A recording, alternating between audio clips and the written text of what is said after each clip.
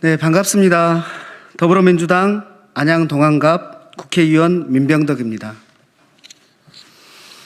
저는 오늘 코로나 바이러스 감염병을 극복하기 위한 집합금지 등 예방조치로 인하여 영업피해를 입은 소상공인들에 대해 손실을 보상하고 국민 모두 상생하자는 취지의 법안을 발의합니다.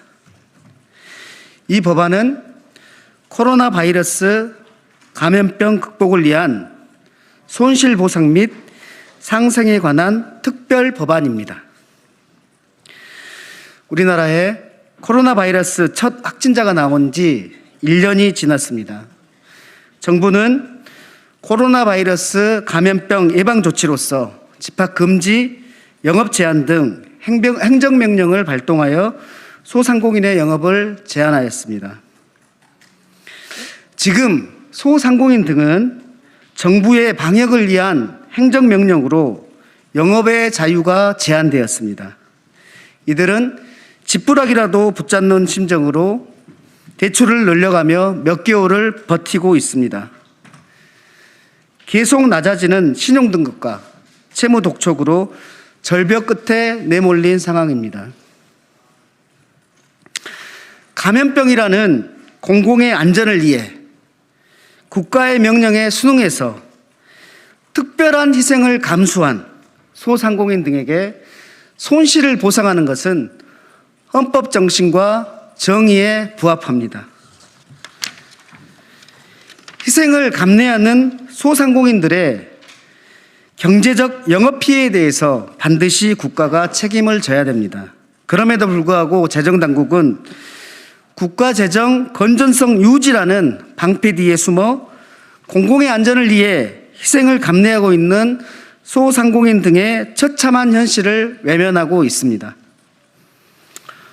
코로나 바이러스의 발생 및 전국적 확산은 그 누구의 잘못도 아닙니다. 하물며 경제적 영업 피해를 보고 있는 소상공인 등의 잘못은 더욱 아니질 않습니까? 국가가 빚을 지지 않기 위해서 책임없는 소상공인 및 국민들을 방치한다면 국가의 도리가 아닙니다. 이분들이 심각한 생계의 위협 앞에서 무너진다면 세금을 낼 수 없어 국가의 재정이 줄어들 것입니다.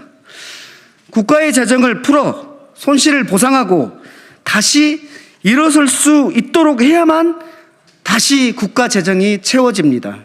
이를테면 온 마을이 기근으로 굶주릴 때 곡간을 풀어 마을 주민들을 살려야 그 살린 마을 주민이 다시 일을 내서 이 곡간을 채우지 않겠습니까? 곡간을 풀어야 곡간을 채울 수 있습니다. 이렇게 하지 않으면 코로나로 인한 사회 양극화는 훨씬 심화될 것입니다. 향후 국가 재난 상황에서 누가 순응하려 하겠습니까? 우리가 자랑하는 K방역은 무너지고 말 것입니다. 그때의 경제적 부담은 상상할 수가 없습니다. 감염병 예방 조치에 따라 공익적으로 희생하는 소상공인들을 내버려 두어서는 안 됩니다. 이러한 고민 끝에 특별 법안을 발의하기에 이르렀습니다. 다음은 특별 법안의 주요 내용을 말씀드리겠습니다. 첫째, 소상공인 등이 집합금지 등 감염병 예방조치로 인하여 매출이 감소된 경우 피해 업종별로 행정명령 발동 기간 동안의 매출액을 직전 3년 동기간 평균 매출액과 비교한 차액, 이 차액을 손실로 봅니다. 그래서 집합금지 업종은 손실 매출액의 70%를 넘지 않는 범위 내에서 정부가 국가 재정 상황을 고려해서 보상금을 지급하도록 하였고, 영업 제한 업종의 경우에는 60%를 넘지 않는 범위 내에서 정부가 보상을 하도록 하였고, 일반 업종은 50%를 넘지 않는 범위 내에서 손실보상을 정부가 재정을 고려해서 하도록 하였습니다.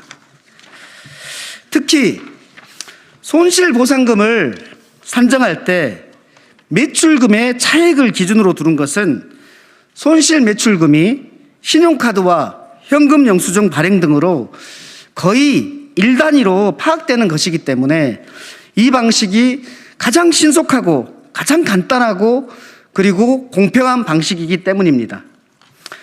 둘째, 코로나 바이러스 감염병으로 인하여 특별히 경제적 손실을 입은 사회경제적 취약계층 등을 조사하여 그 피해를 지원하는데 최선을 다하도록 국가의 책무를 규정하였습니다. 셋째, 소비약대를 통한 내수 증진을 위해서 전 국민에게 개인별 50만 원을 넘지 않은 범위 내에서 정부가 국가의 재정 상황을 고려하여 위로금을 소비 쿠폰 등의 형태로 지급하도록 하였고 그 지급 시기는 방역 상황을 고려하여 정부가 결정하도록 하였습니다. 넷째, 고통분담을 통한 사회적 연대를 위해서 소상공인 등의 임대료, 금융비용, 통신비용, 공과금 등에 대해서 피해 업종별로 차등하여 인하 또는 감면하도록 하였습니다. 이에 더하여 임대인은 집합금지 등 행정명령의 발동기간 임차인이 임대료를 내지 못했다는 이유로 계약갱신 거부라든지 권리금 회수기의 박탈이라든지 이러한 불이익한 조치를 하지 못하도록 명확하게 규정하였습니다.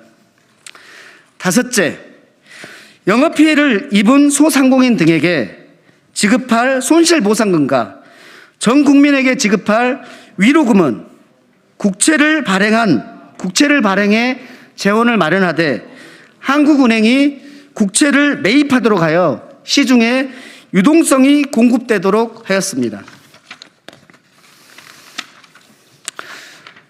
마지막 여섯째입니다.